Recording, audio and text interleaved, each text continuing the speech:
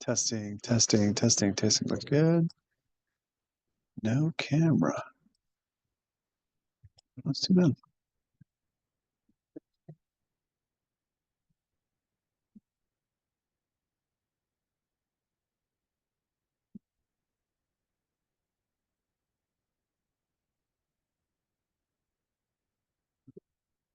We did. Hey, how's it going? It's going good. It's been a hot minute, my friend. I mean, I don't even know. What are you up to nowadays? What's the status? Same thing? Did you go back to the RVs? No. Maybe? Did they offer you something you could not refuse? Yeah, but I can't go. Oh, that's right. Looking at going back to Post Falls, I used to.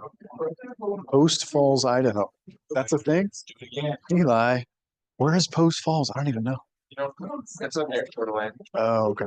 So I've like never been to that part of the state ever. No, I've been to Boise a ton of time. I've been even to McCall or something, but I've never been to Coeur d'Alene. No, I've heard there's yeah. My daughter went out there for a trip, but yeah, a lot, their water park's a lot better. Like their water park is super good. Their roller coasters aren't as good as lagoons, but their water park makes up for it. oh wow, that's actually good to know. Yeah, up north. North, north, Yeah. going through Montana, right? Don't you have to cross over into the state and come back?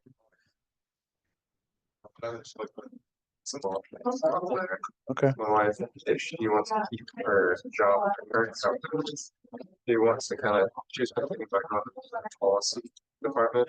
Oh, interesting. And Oh wow, that's always a challenge trying to figure out how to.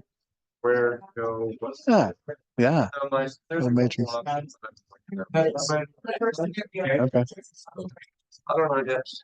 Great. Well, it's good to see you. See you too. Oh. Look who's here. Of all the people walking through that door, you sure you don't want to sit in the front, Hunter? I mean, just like old times. Yeah, no Caleb. No, Caleb is. Wait, is he here yet? He's in the class, but he said he's like not taking it. He's on a weird thing. I got to talk to him.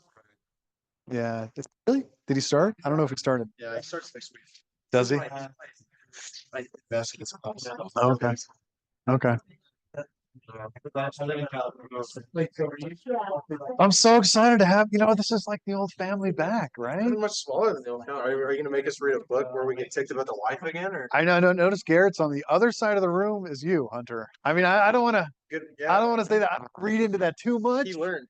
but He learned from last night. One to be. oh, good times, good times. How's it going? Good to see you. Back at it. Another round. That's great. You're anxious? So that's right. You have all those credits, right? 17. And you're done. 17 and done. And an internship. Fair enough. Fair enough. Theoretically. Potentially. Potentially too. That's great. That's good. That's good to see. It was great Christmas. Really good. Had all the kids home for Christmas. My daughter found out she's gonna have a baby. She let us know she's gonna have a baby. I mean, she didn't find out during Christmas, but she let us know she's gonna have a baby. Yeah. Yeah, going. Apparently, some of my daughters knew, but we didn't know. I'm not sure how I feel about that. I'm still processing that one. I feel like I feel like as parents, though, yeah, I was actually kind of impressed, right? Some of them knew for a number of weeks before, but I feel like, parents deserve some priority. Yeah, early, right? especially when it's your first grandchild. I mean, that's yeah. But maybe that's why they waited so they could make it a bigger Christmas thing.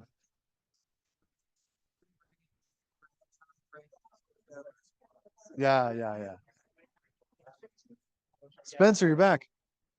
Welcome back. About 15 minutes late. Oh, no worries. Are we gonna do group work? No, you're not late. We started too. I'm sorry, I'm not 15 minutes. Oh, Are we doing group work this month? um, that's a great question. I was not going to do teams in this class this semester and see how we go, but I could do teams. Are you? Either. You're okay? I was just gonna- Okay. No, go ahead and sit anywhere for now. This morning's class. I'm trying to remember, what did I talk about? What did we? I talked about something. When did you come in? Like, what was I saying? Do you remember? Right before you. I'm gonna talk about lots of- Yeah, I Oh, okay.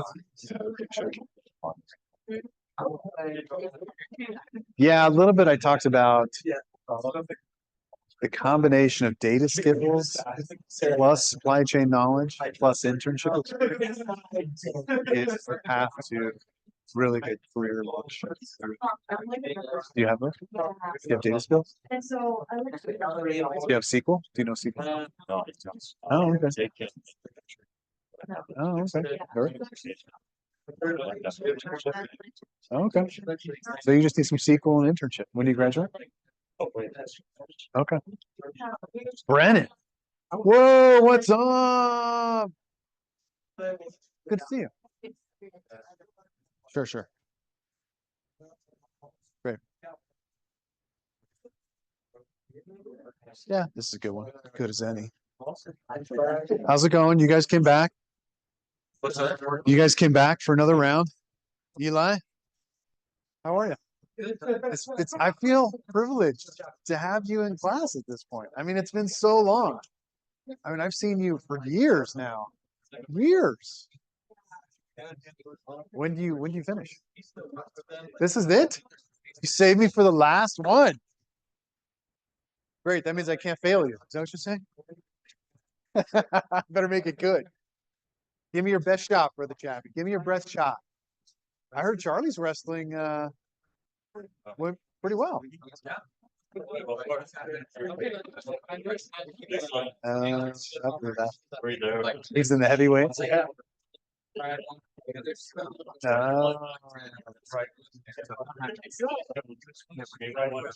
Oh wow!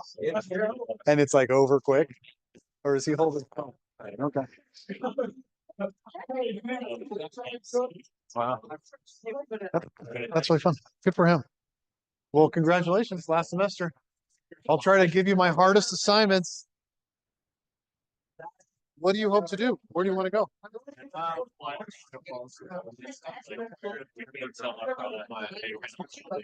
Okay. Very cool. That's awesome. That's great. Hey, great. Oh, wait. Are you guys giving Elise a hard time already? Class hasn't even started yet. Unbelievable. Unbelievable. You gotta watch out for this.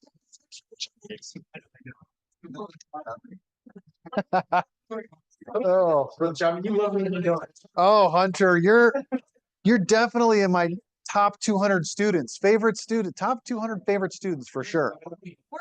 I mean, maybe a top 175. How many students have you had? 6. I can take like Actually, that's a good question. I don't know. I'd have to think about that. I've probably had. I know. How come I don't have that written down somewhere? This is my 14th semester. I was just thinking about that the other day. 13 semesters. It's 5th year, middle of my 5th year. About 150 students per semester, maybe a little less actually, because there's a lot of duplicates. So maybe 100 students per semester times, oh, that's not that many. It's like 1,300 students. It's not that many at all. I thought that would have been more. Yeah, me too. Me too. 3, sometimes 4. So it depends. So you teach 36 credit hours, which comes to 1,300 total. About 100 students a semester, 13 semesters completed. I know, that's what I'm thinking. But this class and the other class, I teach basically the same students. So it's like 40 plus the other class is 40. Maybe it's less than 100. Maybe it's like 75 students a semester. So that's maybe 1,100. Wow, that doesn't sound very many at all. That makes me feel bad. Maybe no, just kidding. All right, should we start? This is it. Raise your hand if this is the last class of the day for you. After this, you're done. You're gonna go home and take a nap. Raise your hand if this is not your last class. Really? What class do you guys have after? Oh, nice. Jared with the fast feet. Let's see some action. Are you ready? I want to see some. Oh, that's why you're taking the class. All right, fair enough. That's good. That's good. You ready? But advanced financial management after this class? Wow. That's great. 411? 401. I don't know. Great. Well, it's good to have you. I mean, I think I've seen everybody today. If I see, oh, Mon Wabiso. What's up? Good to see you. I didn't see you this morning. I didn't see you this morning. I didn't see you this morning. I think I saw 461. Yeah. And I didn't see you this morning. Yeah, you weren't in 461. I did see you. When did I see you? Yeah, I did see you. Yeah, okay. Well, great. This is 478. Raise your hand if you're going to graduate this semester. Let me see how many seniors we got. What? Okay, almost half. That's great. So your graduation is between this class, me and you. It's me versus you.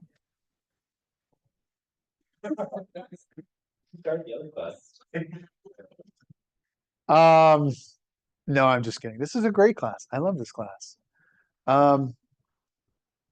Let's see. What else do I want to say here? Welcome. 2 o'clock. I've never taught in this room. What do you guys think already? A little whiteboard space. I'm not sure that I like this distance here. We'll see if that works. We do have plugs, which is nice. The class this morning, we have like 3 outlets for the whole classroom, which is a little tight. But this is good. This will be, we'll use a lot of those plugs. We'll use a lot of Excel, a lot of VBA in this class. And should be pretty fun, actually. Plans for today. What should we do today? Let's say an opening prayer, course introduction, and we're going to dive into some VBA stuff. Sound good? Okay, let's do it. Prayer time. I don't think we said a prayer this morning. Is that true? I forgot. It was on my slide. And usually if it's on my slide, I do it. And I forgot it. I just started talking. And if I say a prayer now, can we count it for this morning? Does the Lord work on it? Retroactive? Okay, for Jared, I'll say it. I'll say a prayer for us. Heavenly Father, we're grateful for the opportunity to meet this afternoon. We're grateful for this class. We're grateful for the opportunity to progress towards graduation, progress towards degree, towards post-graduation plans, whether that's career launching or other opportunities. We pray that our time together will be useful this semester. We pray that we can apply these concepts outside of class to help us learn and help us ingrain these ideas so that we can make use of them in other contexts. We are grateful for this institution. We're grateful for the opportunity to gather, to learn, to grow. We're grateful for the opportunity to serve each other. We're grateful for the time off, for rest, for connection with family and friends, and time away from the mental rigors of classes. And we pray for thy spirit as we begin this semester. We pray for the path to organize our lives and our schedules, our time, and our resources to be able to improve our talents, to grow, to seek thy will in our lives, to help us identify our own personal spiritual gifts that thou hast given us to build thy kingdom and to fulfill our greatest potential. We're grateful for our many blessings, and we're grateful for health and strength, for the opportunity to be here today. Pray for thy spirit to be with us, strengthen us this semester through good times and hard times. Help us to know how we can improve, how we can repent, improve each day, and how we can serve each other. We're grateful for thy hand in our lives, and we pray for thy spirit. In the name of Jesus Christ, amen. Course introduction. Why do you guys want to take this course anyway? By the way, I'm training for a marathon. Anybody run a marathon? Really? What was your time? Well, I was the last one to cross it. Hey, that counts. Hours and 9 minutes. Nice, you finished. What was your time? I don't know, I was first. Nice. We have a first and last. I pulled my calf muscle, left leg. You know what edema is? It's when you have so much fluid in your system, in your body, in your leg. In the case it was a leg, you push on the skin and it stays indented. All my kids got freaked out last night, so I'm gonna go ahead and sit down if that's okay. Okay. What was it? What did I ask? Yeah, for marathon. So I'm training for a marathon. Unfortunately, I pulled my leg. What did I ask before that? Yeah, why are you taking this class? Because you have to. It's required. Here's some interesting statistics on belonging. Student belonging and connection. This is for you. This is for BYU Idaho. I thought this was kind of interesting. What proportion is very and extremely true? This is for day students, so on-campus students. This is from a couple of years ago now, 2 years ago. Probably still pretty accurate. Top one says, I feel comfortable with the gospel-focused environment at BYU Idaho. 88% is very or extremely true, pretty high. There's an instructor from my major who cares about my success in college, 82%. I have one or more close friends at BYU Idaho. These are kind of indicators of belonging, right? So what they've done is they've created these indicators and go out and surveyed students. What's the 500 freshmen, 500 seniors. And they measured this. Interestingly enough, the church ward connection seems a little bit lower. So that's the red here. The department and major is mid and high. And social and peers is an interesting one. I have one or more close friends at BYU Idaho, very high. But look at the bottom ones. I have a fulfilling social life as a student at BYU Idaho, 50%. I regularly participate in university-sponsored activities, 28%. Do you think that's true for you? Do you agree with these numbers? Maybe you're a little bit different, a little off. Here's some interesting comparisons here. Here's a freshman table compared to a senior's table. Notice what changes here. Here's kind of the institution. You feel belonging and connection to this idea of a higher ed, that you belong in higher ed. I belong in college, which is kind of an interesting in and of itself, right? Interesting idea. 70% freshmen, very or extremely true. 71% seniors. Interesting. It's interesting to me that it doesn't change. Even as a senior, there's still 30% that don't feel like they belong in college. That's a little bit surprising to me. As a senior, it's an interesting idea. As freshmen, there's less than 50% connection to a department or major. I mean, I could see that, right? As a freshman, you don't know what you're going to major in. As a senior, 64%. I think that makes sense. Social peers, 45%. Here's one I don't understand. Why is it that you're as a senior, they feel less connected? The married guy wants to. Any suggestions? Because everybody's getting married. Maybe that's it. And maybe that's true for the non-marrieds as well, right? If your friends are getting married, maybe you do feel a little bit less connected if you're not married, right? And maybe if you're married, you feel a little bit less connected to your social and peers because you're more connected to your spouse, which is probably a good thing, right? It's probably a great thing. Yeah, I think that's interesting. That makes sense. The church and ward about the same between freshmen and seniors. What do you think about this? Have you guys seen this data before? Any thoughts on this? I mean, you guys are a 400 level class now. You've seen enough data in your school experience. What do you think? What do you take away from that?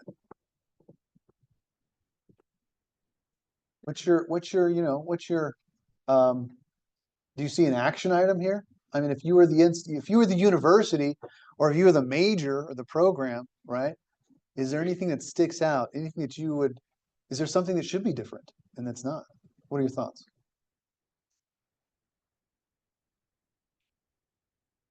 I mean, first you could say, is it true or not? But assuming it's correct and accurate. Well, any action steps? Are you guys okay with this?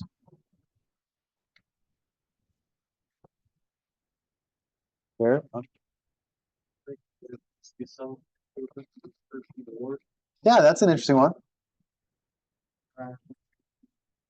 Understood why the number seems to be crazy, but it should be. You think it should be higher? Okay, great. Hunter?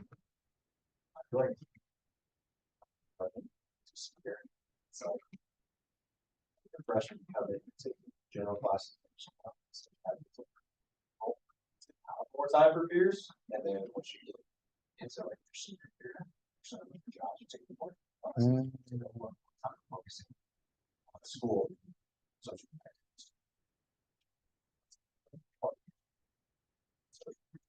That's interesting. So you're saying you think there's a strong correlation then between this feeling of connection and time spent.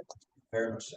I mean, is it possible that because I don't spend a lot of time with my parents every day, but I still feel connected to them. Is it possible to not spend a lot of time with people and still be very connected with them? I mean, think about alumni, right? If alumni from the school, are you going to feel connected to the school even if you're not at the school anymore? Like working in school as enrolled in this class, graduate 10 years. I still have a connection in a way. Yeah. Great. A great point. Any other points, thoughts? Anything else? And maybe part of what I'm asking here is what is the benefits? What are the benefits of belonging? I mean, is belonging just yeah, that's what the administration wants us to do, wants us to feel good about ourselves so we can move on with life? I mean, where do you guys see the value of belonging? And this is an interesting question. You're all mostly seniors, right? Towards the end of your collegiate education experience. What is the value of belonging? Any thoughts?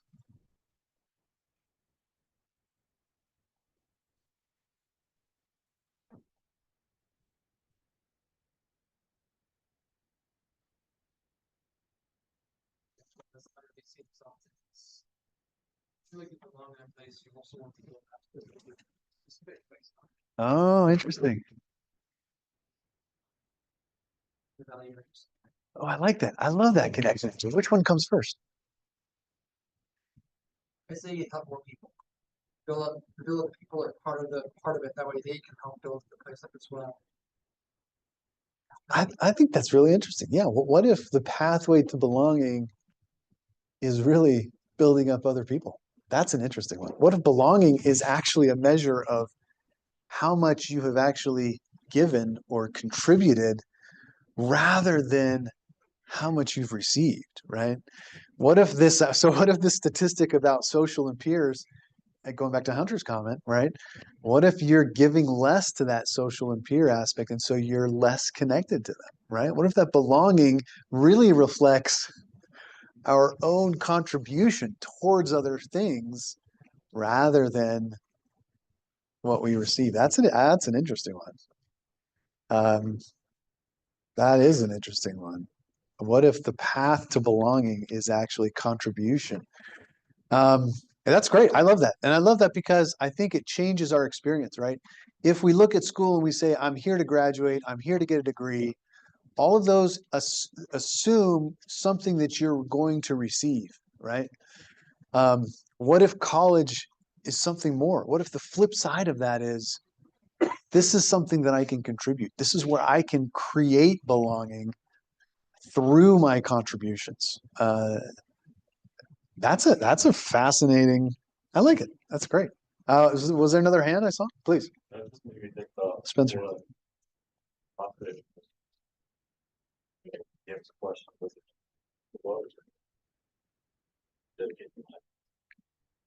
And sense of belonging or something.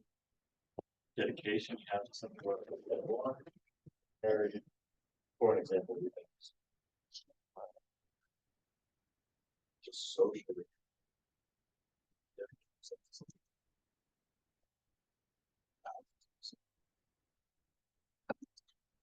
Boy, that's an interesting one. What a great connection.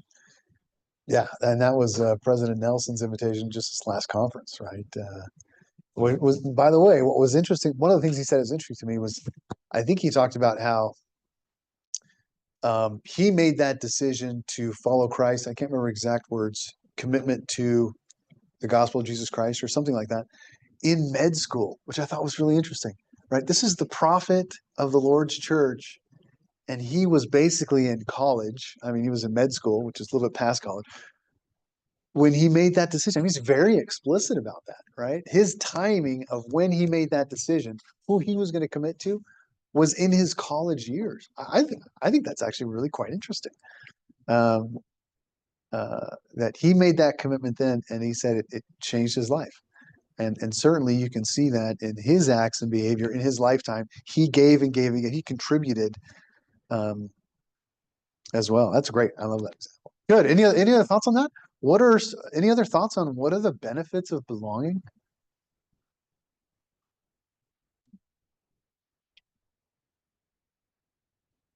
One more thought that I have is as you consider companies to work for, right? You're going to go out and you're going to go out in this world, into this labor force, into the industry. And I think part of what your experience is going to be is your willingness to contribute, right?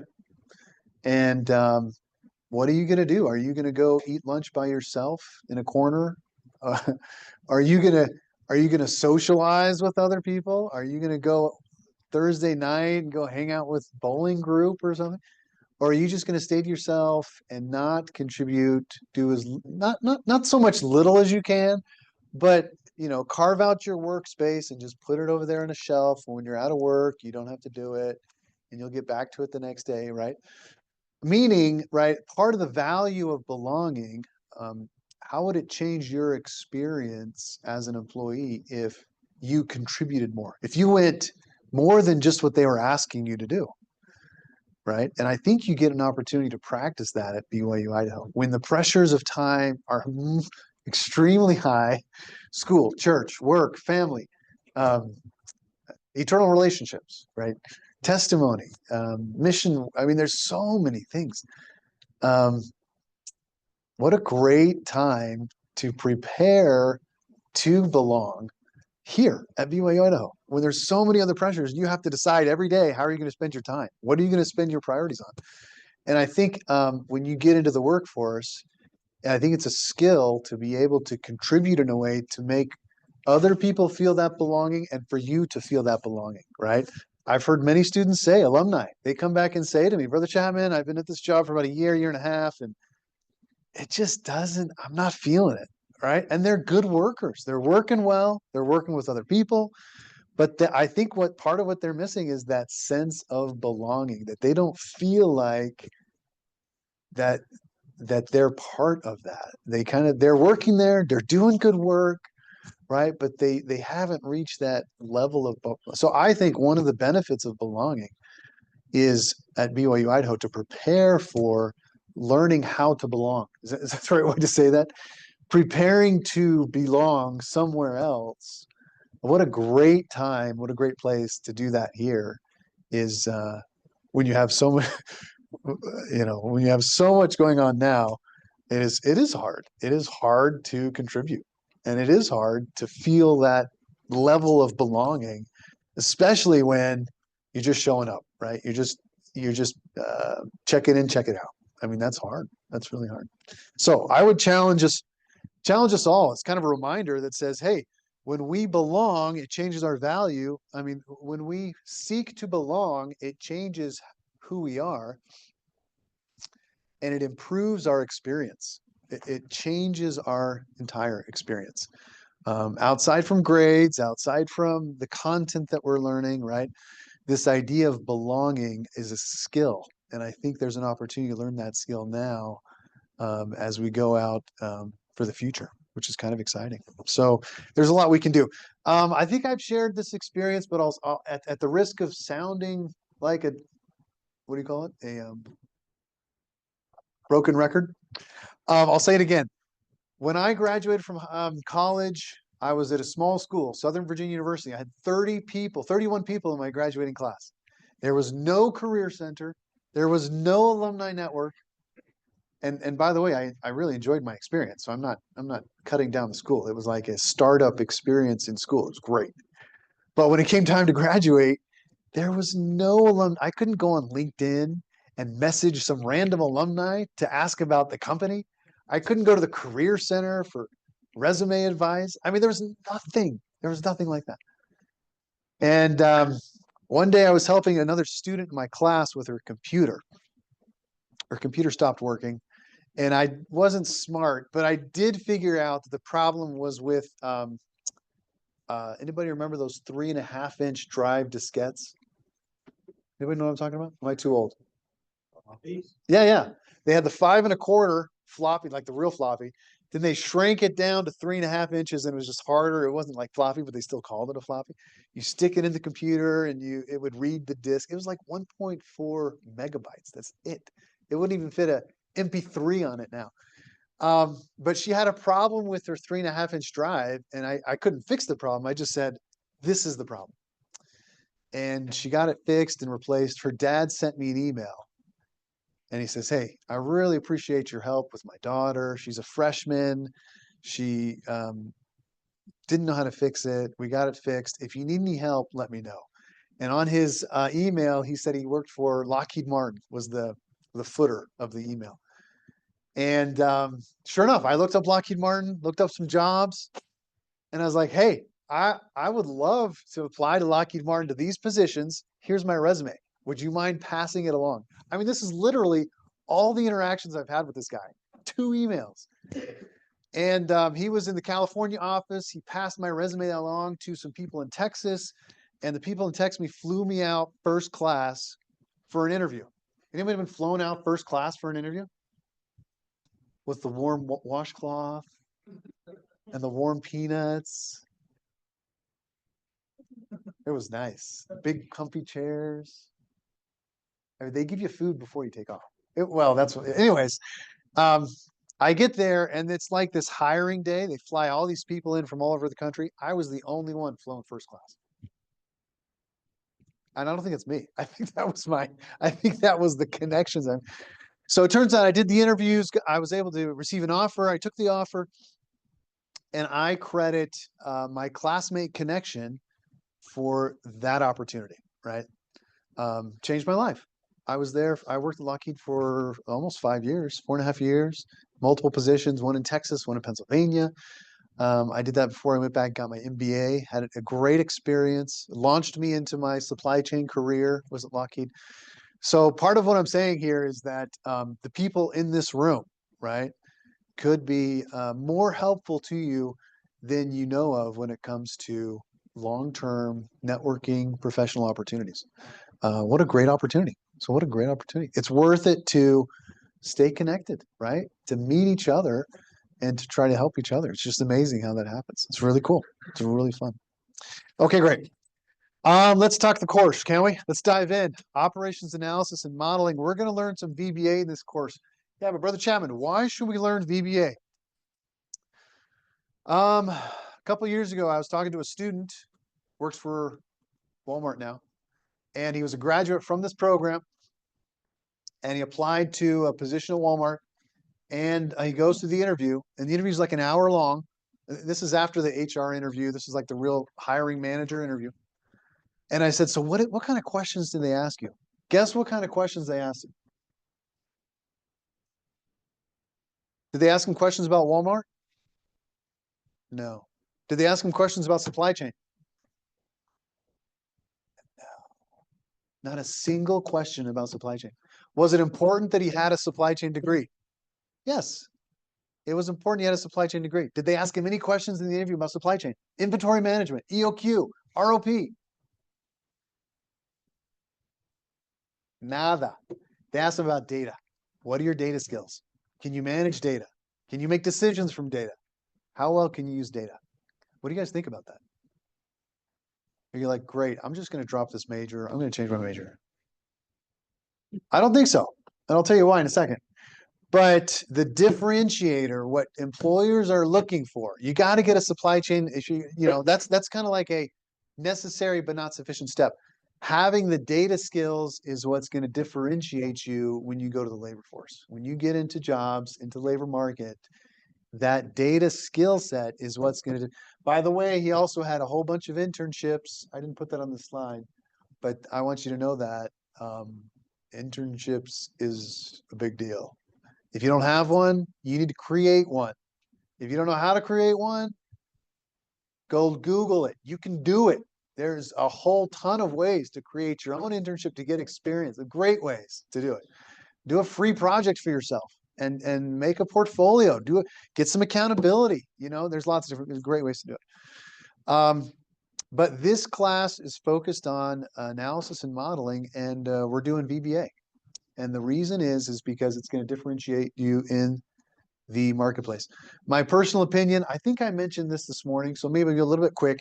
The combination of supply chain management knowledge, how to create value for a business, how a business operates, how it works.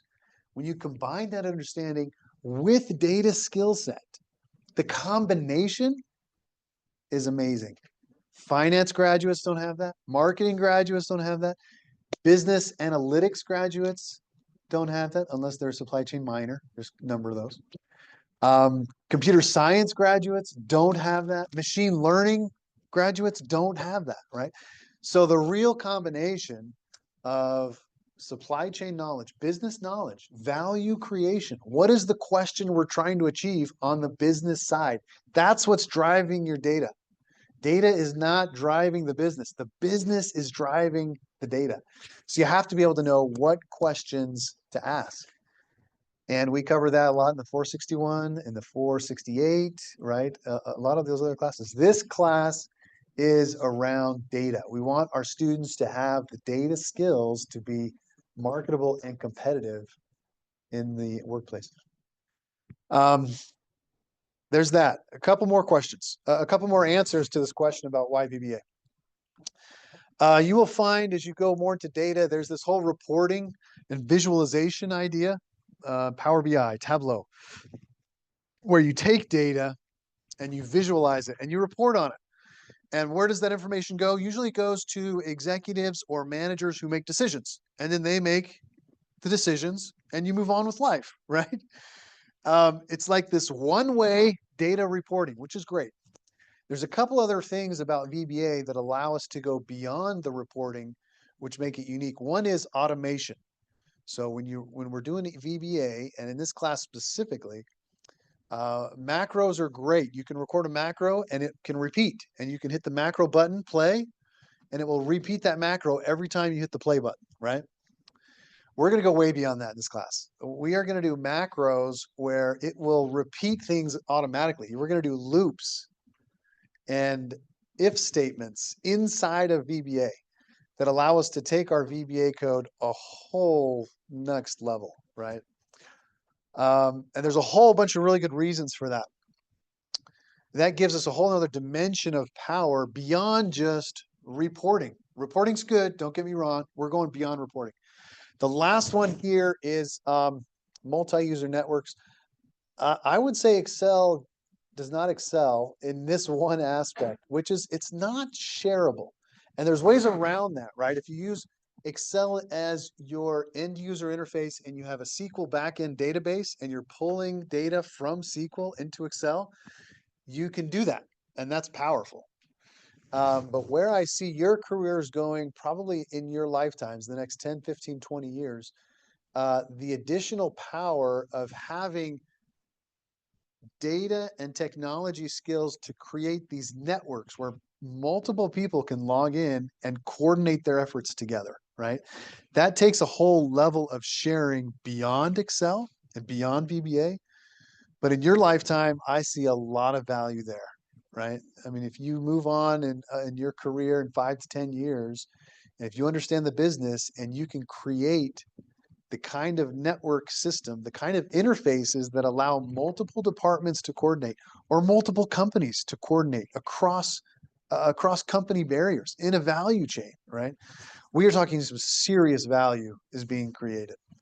That's just kind of that's where I see those value. Part of that is because in supply chain right now, we have multiple different systems. Those systems have to be integrated across companies. And in the future, those are going to be more standardized, right? There's going to be much more standardized supply chain information flow up and down the supply chain. So the more that you can get into that area is also going to be very good. And then finally, here's another reason for why VBA. I love the President Nelson's quote from 2018 in April. Good inspiration is based on good information. Good inspiration is based on good information. Understanding data, helping us acquire those data skills,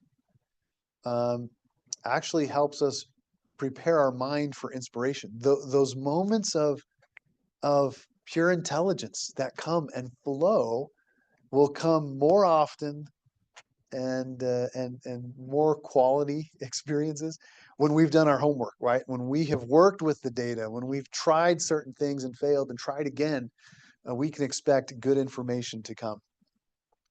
And that's a skill. I think it's a skill to be able to use information in a way to create good information. I think those are pretty good reasons. So could we do Python in this class? Yeah, we could. But we wouldn't get as far. The nice thing about VBA is we're going to go pretty far with your VBA skills, more than if we just did a Python class. Does that make sense? And there's other Python classes you can take too. But this class is specifically focused on VBA, like exclusively. We will do some SQL, and we'll do some, if we get to it, I hope we get to it this semester. We didn't get to it last semester. There's a way that you can use VBA to control the browser, the Chrome browser, and you can do some web scraping. You can do some, really interesting things. That's some pretty advanced things towards the end of the class. Hopefully we'll get to it. But that's it for why VBA. Any comments, questions, concerns, thoughts?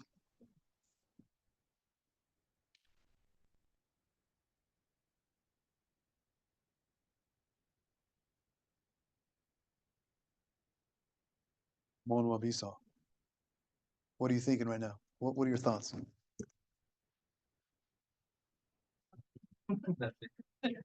No, you got to share. I called on you now. You got to share something.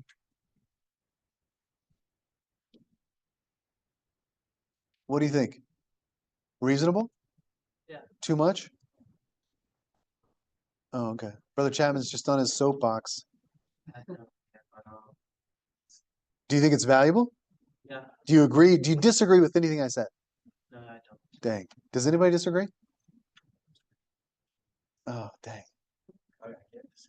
Can you? No, we'll take the question first. So we're doing a lot of the data sets on SQL. Are we at all going to go through the whole process of like gathering data and taking it, cleansing it, and then maybe putting it into something like Tableau or Power BI? And kind of whole thing? No, do you want to?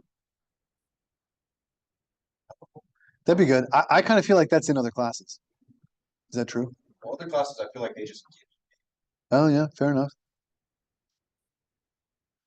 Yeah, that's mostly we're just gonna be being given data. We're not gonna spend a ton of time cleaning it. And that's an interesting point. I mean, I feel like data analysts that I know, especially from this program, they spend a lot of time getting data and cleaning data. I mean, that's pretty common, right? To your point, that's a lot of times that's the majority of the time they spend is getting data, preparing data to be analyzed or to be, visualized or reported. But the way the class is right now, that's not really part of the class. So yeah, I think that's a good question.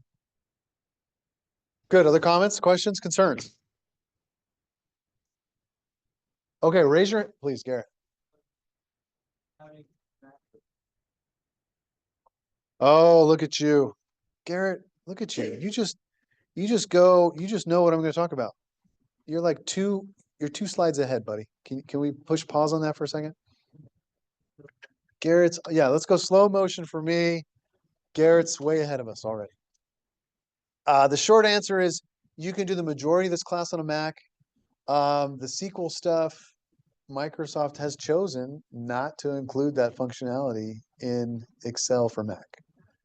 So I would say you could probably get 80% stuff in this class on a Mac. Maybe less than that now, 70. So the last third, maybe less than third, you got to have a Windows access to Windows. You got to have an access to Windows Excel. Some people do parallels on their MacBook, right? Windows on their Mac. Some use their wife's computer at home. There's just different ways to get it. I had a student buy a $90 laptop on Marketplace or something like that for this, something real cheap, something just for Excel. So you can do the majority of things in this class, but if you want to do everything, you're going to need a Windows version of Excel. Yeah. Great question. Good. Anything else? Okay, let's jump into the course. The textbook is right here. So if we go to the syllabus, home is the schedule. If we go to the syllabus for the course, come down here to course materials, here is the textbook. This is a textbook from My Educator. And when you buy access to this textbook, you will have lifetime access to this textbook, which is pretty nice. There is a ton of stuff in this textbook. We're not going to cover everything in this textbook. It says 41 chapters. So you get some extra content in here. But this is the textbook, Business Programming with Excel, VBA. So that's how we access the textbook. This is a little bit of a messy process, right? The whole learning here of VBA is not something like, it's not clean cut. So when you find yourself trying to code, in this case, VBA coding, it's kind of like a chicken that's hatching out of its egg. If you help it out of the egg, what happens to the chicken? It dies. Is that really true? Does it really die? I don't know. But it's weaker, right? Let's say it's weaker. The strength that chicken gets from getting out of its shell is actually beneficial, right? It's possible to go through this class and I think the opportunity to learn is in that struggle to get this right. And often what happens is you'll spend an hour or two, maybe 3 on a project, let's say, and you just can't get it correct. And it turns out you're like 1 or 2 steps away from getting the whole thing correct. And all of a sudden you break through. If you've ever had that experience of spending 3 hours on you're just banging your head against the wall, like, why is this not working? I've found that if I step away for a couple of hours, come back to it, I can solve it right then. Right, taking some time away. So please, nobody stay up till 2 o'clock. Right, if you're up till 2 o'clock, go to bed, wake back up, and look at it again. Right, the nature of coding is that sometimes it's really hard to go all the way through. Right. Sometimes you can do that with a paper or something like that. But in coding, sometimes it's helpful to take a step back. And it's pretty messy. It's gonna be messy. But that's where the learning happens. By the way, the best people that have taken this class and used it have been able to find opportunities outside of class to create little VBA scripts or little loops. And that application outside of the class makes a huge difference for long time retention. Okay, so this is the textbook. Let's also talk about video recording. So as I mentioned before in the other class, I do record. I'm on Zoom right here. I believe that some days we just need a Zoom day. You know what I mean? Some days we need a Zoom day. I think everybody is entitled to 1 Zoom day at least per semester. So if you want a Zoom day, you don't even have to email me. You don't even have to ask, right? There's a Zoom link. Wait, where is that Zoom link? This is the office hour. I'll have to put the link back in. I think I took it out accidentally. I'll put it into the I'll put it into the homepage. I'll put a little Zoom link here, and you can just join us on Zoom. In fact, let's see. I think I have the link right here. I'll just add it real quick. If you need a Zoom day, just join us on Zoom. Now, if everybody starts using Zoom every day, the quality of my teaching, I think, will go down. Can I just say that? It's just hard to teach with nobody here. You know what I mean? But I'm happy to offer the possibility of a Zoom day to everybody. So here's that Zoom link. I'll just put it right there. Let's see what else. Once I record the classes, I'll post them over here in the course media. So if I'm going too fast and you missed a couple of steps in my class, you're welcome to go back and watch the video and review any steps that you may have missed. Let's talk about the syllabus. If we go back to the syllabus here, there is homework assignments and there's project assignments in this class. Here's a short description of the homework. The homework is designed to help you prepare for class. So for example, create a web query. This assignment here, if I click on this one, the intent is to have this, is to try it before class. The due date and time is for the end of that day. So if we have class at, what time is it? 2 o'clock to 3:30. If you try that and have some questions, we'll talk about that in class with the due date being the end of the day. I want you to come to class having tried the homework. Does that make sense? Even though the homework's due later that day, the intent is to prepare you for class. So if you try the homework, you're going to be better prepared for class that day. Then there's projects, and projects are a little bit more extensive. So projects are, they take more time, right? Homework is a little bit faster, a little bit quicker, kind of a smaller assignment. Projects are pretty intensive. You can take 5-6 hours on each project. We have 1, 2, 3, 4, 5, 6 projects for the semester. So those take a little bit more time, takes a little bit more thinking, a little bit more time to get that. One might ask, is it possible to work together? And here's what I say. The homework can be completed in small groups, but you must be the one typing. Does that make sense? So you can't copy code. You can't copy and paste code. You can't send files. But if you're discussing the specifics of an assignment, that's great.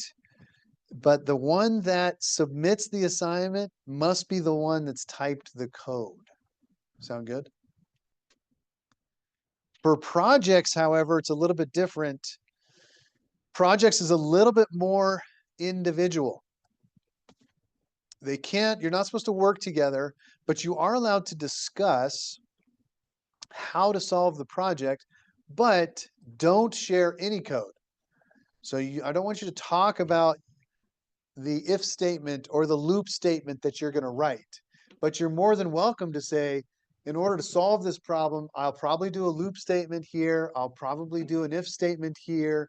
We're not talking about the actual code. We're talking about the steps to solve the problem. Does that make sense? So for projects, I ask, please don't discuss any code specifically.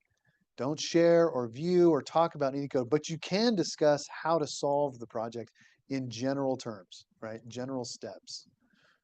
That's the homework and the projects. Then there are 2 exams. There's a midterm exam and a final exam in the class. And that's it for assignments. So we have these homeworks, we have these projects, we have a midterm and a final exam, and that's it. For the midterm and the final, they're both multiple choice. And I was talking earlier to my other class. I had some opinions, and maybe we'll take some opinions now. I've never actually done any tests in the testing center, so I'm tempted to offer the midterm and the final in the testing center. Some people have said that's the most spiritual building on campus. Other people are like, Brother Chapman, I will drop this class, so help me. If you offer this in the testing center, I will renounce your name. No, some people have different opinions. Anybody have any opinions now, or are your opinions still the same? Spencer? I don't feel any way for or against the testing center, but last semester when I went to go take a final, there was an hour-long wait just to even get in the testing center one of the days. It's a one of the throughput classes problem. days. But it's just, when BYU Idaho expands, it gets bigger and bigger, but the testing center stays. Doesn't it?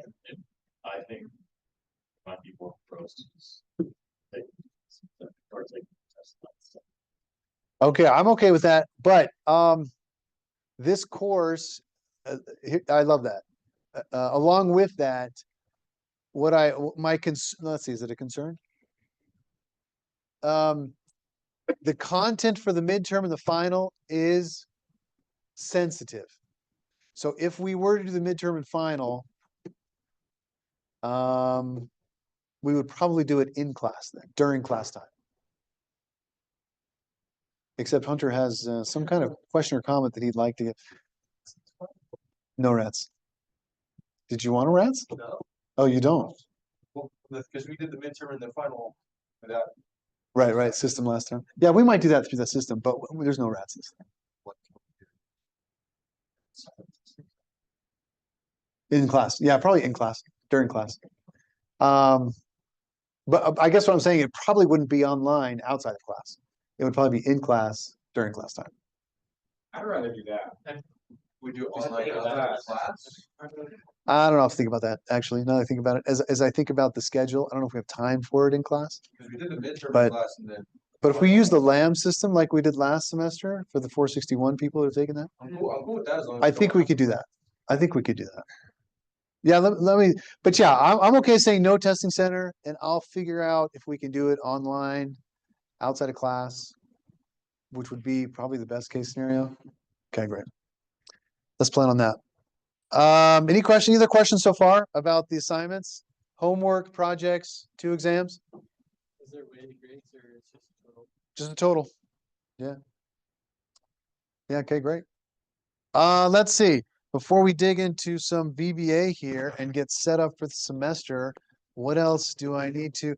We've talked about the Windows versus Mac thing. Any questions on that? Okay, great. All right, well, let's do this. Let's go to Introduction to Objects. So go to the home page and click on Class 1, Introduction to Objects topic here, Class Session 1. And what we need to do to get set up is we need to download this file. So getting set up for assignments, download the Excel add-in Atlas VBA 15A XLAM. This is an add-in, and this is going to allow us to connect to the My Educator system. One of the benefits of this book, by the way, which I forgot to mention earlier, is that when you submit your homework and when you submit your projects, it will immediately grade what you've done, and it will score you immediately, which is really helpful, actually. We know that from a learning pedagogical perspective, the sooner you get feedback on stuff you've submitted, the better you can learn, right? If you wait for a week or 2 to get the results from what you've submitted, you forgot it, right? It's hard to close the learning loop. So one of the, maybe the best reason of this textbook is to offer this grading. And so this file allows us to enable this grading. So to set us up, we're going to go ahead and download this file. And I'll click on it. I'm going to download it.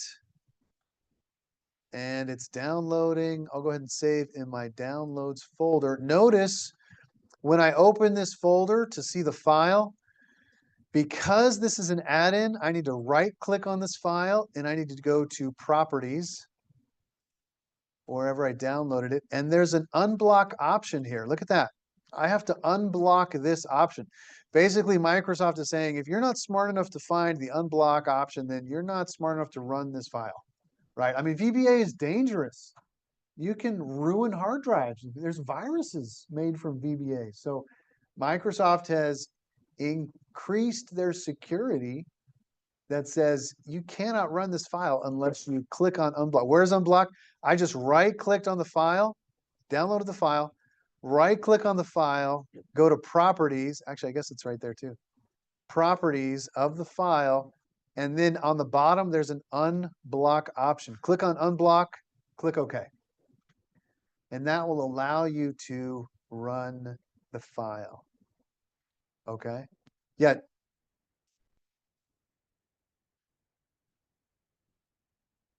Do you have to unblock it on a Mac? Yeah, see if you want to enable the macros that are inside of the. If you double click it?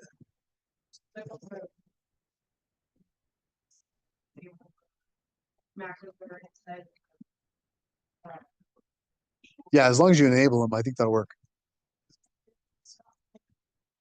Okay, let's go to the next step. Is there anybody who hasn't done the unblock yet? All right, talk to your neighbor. Say, neighbor, this is where I'm at. Tell your neighbor how to get unblocked. No. When I click unblock and click OK, it'll just stay closed. That's fine. So you don't have to open it yet. We're not opening yet anything. Yeah, we're just unblocking it. Yeah, that's fine. Yeah, you can close it. We don't have any to open it. I'll show you what to do with it in just a second. But as long as we've just unblocked it. So you just download it, right click it, go to properties, and make sure that you, by the way, once you unblock it, the unblock option goes away. It never shows up again. And you will probably need to unblock every macro enable file that you download from MyEducator. Does that make sense? So when and I'll show you a little bit in a second how to do that. But you'll just have to remember to unblock it to enable all those macros. Okay, so now that we have this downloaded, I'm going to open up Excel, but I'm not going to open this file, or I'm just going to go to Excel. And the first thing we need to do in Excel is something about privacy. I'm going to open a blank worksheet. I need to add the developer tab. So let's go add the developer tab. Raise your hand if you already have the developer tab on your Excel. Oh, nice. The majority of you, yes. So if you don't have the developer tab, I'm going to go to File. What is it? Options. And then Customize Ribbon.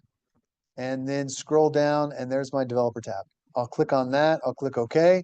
There's my developer tab. Now I'll click on Excel add-ins. Here's my Excel add-ins. And none of these are checked for me. I'm going to go to Browse. And here is my Browse window. So here's the folder for the add-ins. What I'm going to do is something a little bit sneaky. It's not sneaky. It's just helpful, actually. I'm going to take the file that I downloaded, that I unblocked, right? I'm going to drag that into my Browse window in Excel. And what that's going to do is it's going to move the file from my downloads into this add-ins folder, right? This is my Browse window when I did Excel add-ins and I clicked on Browse. I'm going to drag that file. Why am I going to do that? Historical precedent suggests that if you drag it in there, Excel knows where it's at. It's like, oh yeah, it's right here in my folder. If you try to enable the add-in outside of that folder, it'll work, but then down the road, it'll disappear for some reason. I don't know why. That's just the way it is. So if you drag the file into this add-ins folder, click OK. It's in the add-ins. Now it's checked. My add-ins is checked. This Atlas VBA 15A is checked. I click OK, and there it is. And I should have now an Atlas tab in Excel with 3 different buttons. Those buttons don't work right now because we haven't opened up an assignment yet, but that's what we're looking for. We're looking for this Atlas tab. Okay, take a second, tell your neighbor where you're at. Neighbor, I got my Atlas tab. Give your neighbor a thumbs up if you got your Atlas tab, or give your neighbor a thumbs down if you're like, I don't have Atlas. I don't like this class already. I'm thinking about dropping. Brother Chapman is a lot.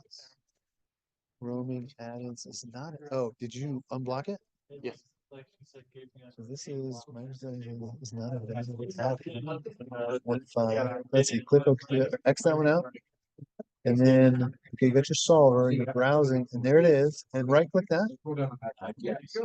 I wonder if you have to unblock it again after you move it. Yeah, you're good. No, it's undone. Properties, 1 point, that's the right folder. Roaming, Microsoft add-ins. Was that in the same folder? I think it was. And then okay, and that didn't work. That's weird. Good idea. Good idea. Delete it, re-download it, see if that helps. How's it come? Thumbs up, thumbs down? Yes? No? Oh, you're on Mac, still on the Mac. Elise, any progress? Grace, did you get it? Grace has got it. Elise is gonna help. Great. Brennan's got it. How are we doing? Nice. Nice. Nice. Nice. Nice. How's it coming? Garrett is staring his Mac in the face. It's bouncing. It doesn't want Grace has got it. Grace, little tech support here on a Mac. Can you help us out? Grace knows how to do it. You got it? Oh, you got it? to just the file. Just open a new file, a new Excel file. Blank one? Yeah, sure. Great. Thank you, Grace. Um, Jared, how's it coming? Whoa, it's low. Yeah, something stuff. It's low opening. It says it's opening. If you close that, what happens? Did you get yours? I got it. Oh, perfect. Microsoft set that access. Oh, it doesn't exist. Okay, great. Let's try it again. So click OK. So where is the file right now? Is it in your downloads or is it? Oh, Try it again. Your downloads.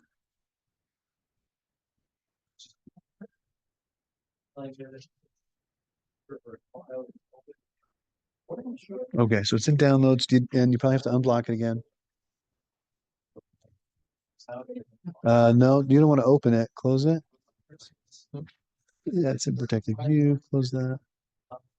Click on the folder right next to it, right there, and then right click on that one, and then properties.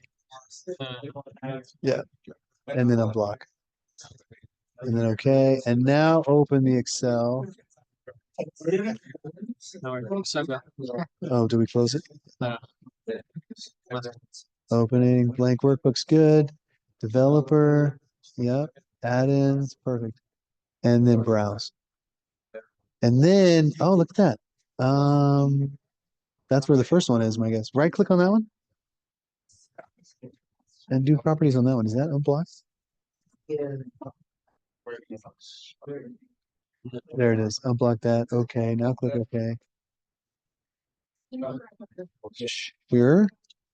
Okay, try that. Okay. Atlas. There we go. We got it. We get it? Not yet. You should be able to download it. For some reason not work. Where's your file? Is it in downloads? And then right click on, that's the one that you already unblocked? Yeah. Okay, yeah, so if you drag that over. Every time I open Excel. Let's start again. Wait. Yeah, I think you just leave it. I think it's gone. You want to re-download it?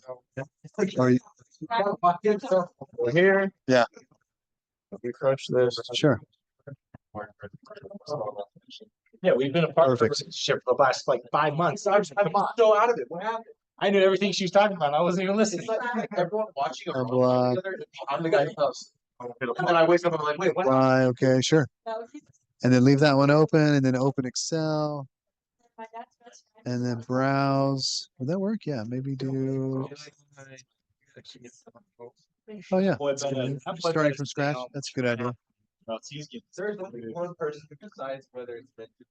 And he's up there. And he's not returning my call. Wow, you're getting good at this already. Just turns out to like a moral person issue. Yep, yep. And then, yep, drag it over. My wife met one for really good. Yep, yep. Perfect. And then click OK. It's not a valid add.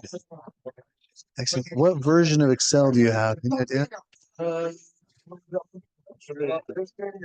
Greatest up to date, but Let's see, file. And then let's look at. Whoa. I know, right? It's like you need a mouse. Do a count. 365 apps for enterprise. You might need to update it. Try that. See if you update it and see if that helps. Okay, great. Let's go to the next step here. What time are we done here? 4 o'clock, right? Do you ever feel like you always run out of time? Does that ever happen to you? By the way, if you want to play a really dirty trick on your roommate or something, if you go to this customized ribbon and like undo their home button, wouldn't that be terrible? Yeah. Don't do that. Don't do that. Although I believe in repentance. I mean, I encourage repentance, so don't do that. Let's see. If we go to developer tab, we have our Visual Basic. I assume that most of you are relatively familiar with this idea of Visual Basic. Here is the Visual Basic window, right? Click on Visual Basic. Here's what it looks like.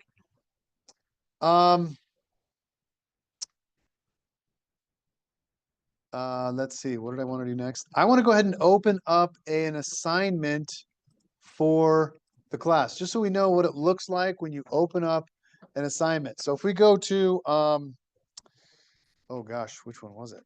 Let me just go to the assignments tab. Create a web query. So go to the assignments tab, click on create a web query. This will take you to the assignment in My Educator. This is actually a pretty simple assignment. We could probably do it real quick. Maybe we should. Download this file. Notice the extension on this file is XLSM, right? I want to save this file. So weird. On my desktop somewhere. Wait, I think I tried to open it. Let me try this one more time. I'll download the file. Click on save as. I'll download to download. Sure. I'll open up the folder for this file. I'll right click on the file to unblock it in the properties. I have to unblock this file as well. Now I'll open up this file. And when I open up this file, the Atlas tab should be there, right? So I'm in this file, create web query. I go to the Atlas tab. I'm going to click on instruction sheet. When I click on instruction sheet, let's see. It's going to give me the instructions for this assignment. Does that make sense? So what I've done is I've downloaded the file. My Atlas is already installed into Excel. I click on this instruction sheet and this comes up right here. And this is the assignment. Question? You have to pay for it already, or is it just kind of automatic? Yeah, I think you do have to pay. I think you do have to pay for it. It doesn't automatically come out of your account. Yeah. Yeah, you can, I can record this. I'll walk through the steps. So if you want to pay later, that's fine too. You don't have to pay right now. Yeah. And so here's the instruction sheets, right? I just want to walk through this so that you know how to use this Atlas tab. Okay. Here we go. This is a web query wizard. In 2017, the original web query wizard was updated to work better with modern websites. However, it's not easy to work with VBA, using VBA. Fortunately, the original web query wizard is still available. So if I go to Excel, and it just tells you how to access it, you go into the search button in Excel, the very top magnifying glass search button, type in legacy web. And this will bring up the From Web Legacy web query wizard. And lo and behold, what do we find? This is the old Internet Explorer. It still lives. Isn't that crazy? This is a web query. So if I go to a website, it says, using the wizard, create a web query to retrieve from this website. I'm going to copy and paste this into the web query, click on go.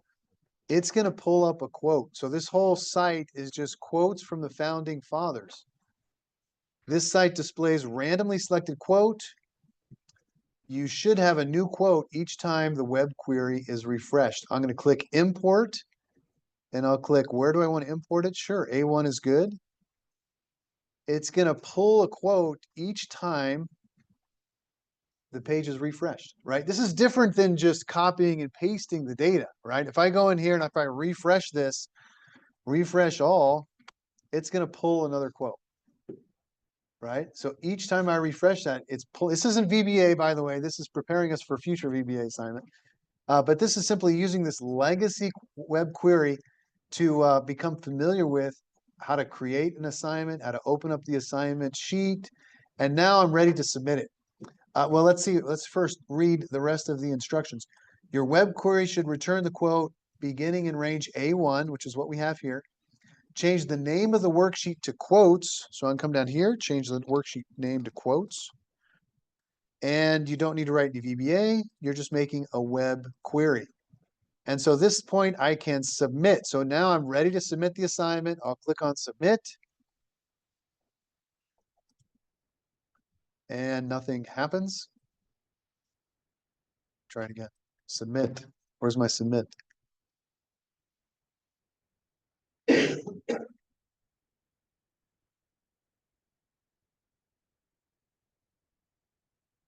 There it is. It should ask you, do you want to submit the assignment? I'll say yes. And it will give you, this is an administrator options, but you won't see this. So when you click OK, it will actually grade it. And it's graded it and it gives you feedback. So for John Chapman, I've got 4 out of 10. Wait, what happened? Oh, look, it didn't save my name. So I submitted it without submitting the right name. So I can change my name and it didn't refresh. So it's probably the name as well. So I can cancel this. I can come back and change the name again. Quotes. How do you spell quotes? Got to spell it right. And it said it didn't refresh. If I refresh this, it should work. So I can submit it again. Go back to the Atlas tab. Click on submit. Click on yes. And again, this is the administrator option. And there's the score. So I got 10 out of 10 for that assignment. Questions, please. Resubmit like that for the same assignment time? Yeah, good question. So I've designed the class right now to have 2 submissions per assignment, and it takes the highest score of your 2 submissions. So you have 2, so you got to make them count. Good question. Please, Eli, and then Elise. I don't think that I'm not giving you instructions or anything. So it's supposed to be in the file. Do you have an Atlas tab? Yeah. Okay, click on Atlas and then click on instruction sheet. And that's where those instructions are. Yeah, good question. So the instructions are going to be in the Atlas tab. And by the way, did you notice when you click on instructions? This is a local file. So what we did with that VBA add-in is it's loading this HTML page from your Excel and it's opening up in your browser. So this instruction sheet is actually pulling from this Excel file. Whole bunch of VBA going on in the background here, which is pretty cool. Question? $50, right? Just want to make sure. That's right. It's like I think is that what it is? Yeah. I wasn't sure. Sometimes the price changes. I think they actually have a price with the church. I think in the syllabus I said about $50 because I wasn't exactly sure. But yeah, $50 sounds right for the price. Yeah. Yep. Good. Yes. Oh yeah, sure. Yeah. Any other questions before we do a little support here? Tech support. Yeah. In fact, let me check if there's anything else I want to mention here before we go. Yeah, let me mention one more thing, and then I'll let you guys go early, and we'll do some tech support for anybody who needs some tech support. Did you guys get it up there? Okay, let me do one more thing, and then we'll do tech support. Okay. Conceptually, there's three things that I want to start with today, just real briefly as we start the class. Conceptually, these are pretty important things. What I'll do here is, as you guys know, you're probably familiar with this idea of recording a macro, right? I am going to show this macro over here. So I'm going to record a macro. And it's going to ask me for a name. I'll call it a P&L statement. It's going to ask me for a shortcut key. If I do Control P, is there any problem using Control P as my shortcut key? Yeah, what about print? Not anymore. Bye-bye print. This is going to override that shortcut key. So I probably don't want to do that, right? That would cause a lot of grief, a lot of people. But I can do Control Shift and a P, and that will change it to, let's see, I got to get my keyboard correctly. That will change it to a shortcut key of Control Shift and P if I wanted to do that. I'm going to store this macro in this workbook, which means it'll stay with this workbook. I could store it in my personal macro workbook, which means that would be available to me for every Excel file that I open on this computer, which is pretty nice, right? If you wanted access to certain VBA scripts, you can make those available through your personal macro workbook. I'm just going to do this workbook here. Now I'm recording. So now that I've hit OK, Excel is recording everything I do. But that's okay. Heaven is recording everything I do anyway, right? Okay, thank you. Appreciate it. So let's make a quick, we have revenues here, and we have, let's make some expenses, and let's make some profit. And let's just make the profit be equal to this minus this. But let me come over here. I forgot to show my modules. Over here in the modules, this is what's happening when I'm creating this macro, right? Excel is coming in here and created the sub. It's creating each line. If I come in here and type this formula, let's say revenues minus expenses, it just added these lines into this macro. Isn't that amazing? That's what that whole recording macro does. I'll stop recording now. And what we have here is we have a macro. So if I open a new sheet, I can run this macro. If I open another sheet, I can run this macro, another sheet, another macro. It's just run this over and over and over. Notice, here's what I want you to notice. This is a programming language around objects, okay? Notice the active cell is an object. What's an object? An object is a thing. What are the objects in Excel? This cell right there is a thing. This column, these columns is a thing. This entire worksheet is a thing. It's an object. This entire workbook is an object. This is an object-oriented programming language. So the first thing we have is an object. This is an active cell. Wherever my cursor's at, that's what's going to happen. Interestingly enough, if I do another sheet and my cursor is not in A1, notice how it just follows this. It starts with the active cell. So I could change that, and I could say, let's start with range A1 dot select first, and then do that. And now when I create a new sheet and run it, it starts in A1 no matter where my cursor's at in that sheet. Okay. Notice, and here's the deal. I have an object, range A1 is the object, and the activity here is the method. This is a method. Dot select is saying this method is something that the object does. So the object is selecting itself. How about that? Range A1, select. Range A1 is the object. Dot select is the method. The other thing, the last thing I want to mention here is that there's also properties for range A1, right? If I were to say, range A1 formula. In fact, I'll just do another sub right here. Sub range A1. Another part of an object is the properties of that object. So the property could be value. What is the value of